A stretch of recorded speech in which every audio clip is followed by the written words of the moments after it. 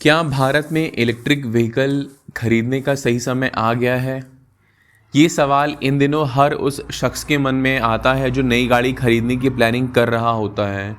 कुछ लोग उन्हें सलाह देते हैं कि आने वाला समय इलेक्ट्रिक गाड़ियों का ही है, तो उसी में पैसा लगाओ। तो वही कुछ लोग सलाह देते हैं कि इलेक्ट्रिक व्हीकल के लिए अभी देश तैयार नहीं है, इसे खरीदने पर कई मुश्किलों का सामना करना पड़ेगा। ऊपर पूछे गए सवाल का जवाब तलाशने से पहले आइए कुछ आंकड़ों पर नज़र दौड़ाते हैं। सरकार की तरफ से दिए गए आंकड़ों के मुताबिक भारत में इस समय 13 लाख से ज़्यादा इलेक्ट्रिक व्हीकल इस्तेमाल में हैं।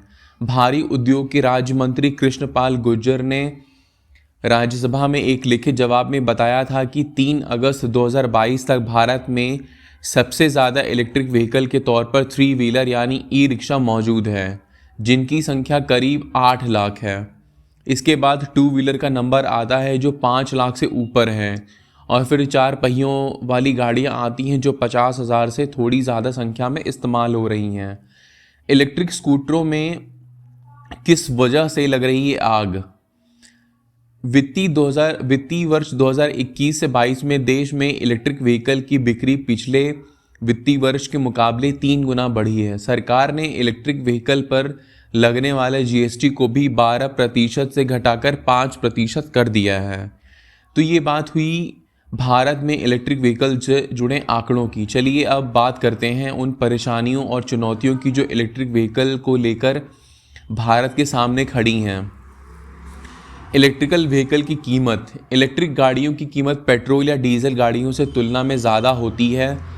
भले ही सरकार इन पर अलग अलग तरह की रियायतें दे रही हैं, फिर भी पेट्रोल और डीजल की गाड़ियों के मुकाबले ज़्यादा कीमत में ही मिलती हैं। उदाहरण के लिए टाटा की नेक्सॉन गाड़ी के पेट्रोल और डीजल वेरिएंट में की दिल्ली में कीमत जहां 7.5 लाख से शुरू होकर 15 लाख पहुंचती है, वहीं नेक्सॉन की इलेक्ट्रिक गाड़ी की कीमत दिल्ली में 15.5 लाख से शुरू होकर 18 लाख तक पहुंचती है। बैटरी की लाइफ। इलेक्ट्रिक गाड़ियों में लिथियम आयन बैटरीज का इस्तेमाल किया जाता है। ये बैटरियां 6 से 7 साल तक चल पाती हैं, इसके बाद इन्हें बदलना पड़ता है। बैटरियों की कम लाइफ से खरीदने वालों के मन में संशय पैदा करती है। दरअसल एक बैटरी की कीमत किसी इलेक्ट्रिक गाड़ी के 3/4 रकम के बराबर होती है। हालांकि सरकार ने पिछले साल प्रोडक्शन लिक्विड इंसेंटिव PLI योजना की मंजूरी दी थी। यह योजना देश में एडवांस केमिस्ट्री सेल के निर्माण में लाई गई है, जिससे बैटरी की कीमतों को कम किया जा सके। चार्जिंग स्टेशन की कमी। भारत में इलेक्ट्रिक गाड़ियों के चार्जिंग स्टेशन को भारी कमी देखी गई है। जिस तरह हमें हर हाईवे पर, सड़क पर पेट्रोल पंप दिख जाते हैं, उसके मुकाबले चार्जिंग स्टेशन बहुत कम ही जगहों पर मिलते हैं। भारत सरकार के मुताबिक देश भर में इस समय 1740 पब्लिक चार्जिंग स्टेशन चल रहे हैं। कई बार यह सुझाव दिया जाता है कि पेट्रोल पंप पर ही इलेक्ट्रिक गाड़ियों को चार्ज करने की सुविधा दी जानी चाहिए, लेकिन इसमें एक बड़ी चुनौती यह है कि इलेक्ट्रिक गाड़ियों को चार्ज करने में 1 से 5 घंटे का समय लगता है। ऐसे में EV को चार्ज करना किसी गाड़ी में पेट्रोल डीजल या CNG डलवाने जितना तेज़ी से नहीं हो सकता। इसके अलावा घर पर EV के बैटरी को चार्ज करने में अलग तरीके की चुनौतियां हैं। आमतौर पर 2 पहिया गाड़ियों या ई रिक्शा की बैटरी तो लोग घरों में ही चार्ज कर लेते हैं, लेकिन इससे वक्त लंबा लगता है। जैसे सुबह गाड़ी तैयार रखने के लिए उसे रात में ही चार्ज पर लगाना पड़ता है। इलेक्ट्रिक गाड़ियों की रेंज जुड़ी समस्याएं। चार्जिंग स्टेशन की कमी के साथ गाड़ियों की रेंज को लेकर ड्राइवर के मन में डर पैदा होता है। अक्सर लंबी दूरी तक गाड़ी चलाने वाले ड्राइवर इलेक्ट्रिक गाड़ियों को कम रेंज से परेशान दिखते हैं। ब्यूरो ऑफ एनर्जी इफिशिएंसी के मुताबिक 2 पहिया इलेक्ट्रिक गाड़ियों की रेंज 84 किलोमीटर यानी 84 किलोमीटर प्रति चार्ज बताई गई है। वहीं चौपहिया इलेक्ट्रिक गाड़ियों की औसत रेंज 150 से 200 किलोमीटर प्रति चार्ज बताई गई है।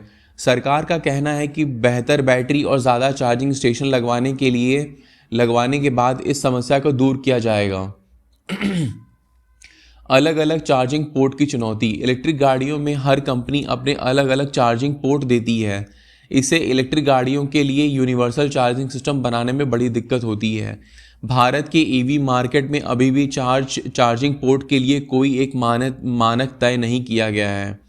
यह दिक्कत सबसे ज़्यादा दोपहिया इलेक्ट्रिक गाड़ियों में दिखती है, जहां अलग अलग तरह की बैटरी के अलग अलग उनके चार्जिंग पोर्ट बाज़ार में मिलते हैं। भारत में तापमान, गाड़ियों की परफॉर्मेंस में मौसम और तापमान का बड़ा ही योगदान है।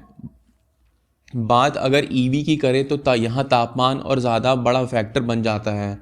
सामान्य तौर पर किसी इलेक्ट्रिक गाड़ी के बेहतर परफॉर्मेंस के लिए औसतन तापमान रेंज 15 से 40 डिग्री सेल्सियस मानी जाती है, लेकिन भारत में पहाड़ी इलाकों में तापमान बेहद नीचे गिर जाता है, वहीं पश्चिमी इलाकों में तापमान बहुत ऊपर चला जाता है। ऐसे में पूरे देश के लिए एक तरह की इलेक्ट्रिक गाड़ियों से काम नहीं चल सकता। क्या है समाधान? बढ़ते प्रदूषण और तेल की बढ़ती कीमतों को देखते हुए यह तो तय है कि आने वाला समय इलेक्ट्रिक गाड़ियों का ही है। सरकार इलेक्ट्रिक गाड़ियों पर सब्सिडी भी दे रही है। इसके अलावा इलेक्ट्रिक गाड़ियों के लिए चार्जिंग स्टेशन की संख्या और बढ़ाई जाए, साथ ही चार्जिंग स्टेशन पर गाड़ी को कुछ घंटों के लिए छोड़ने की सुविधा उपलब्ध कराई जाए। इसके बाद एक बेहतर विकल्प बैटरी स्वैप की सुविधा हो सकती है, जिसमें खाली बैटरी को उतनी वारंटी वाली फुल बैटरी से तुरंत बदल दिया जाए। आपको ये हमारा प्रोग्राम कैसा लगा? प्लीज़ इसे लाइक, सब्सक्राइब और कमेंट करके हमें को बताइए कि कैसा लगा ये। Thank you.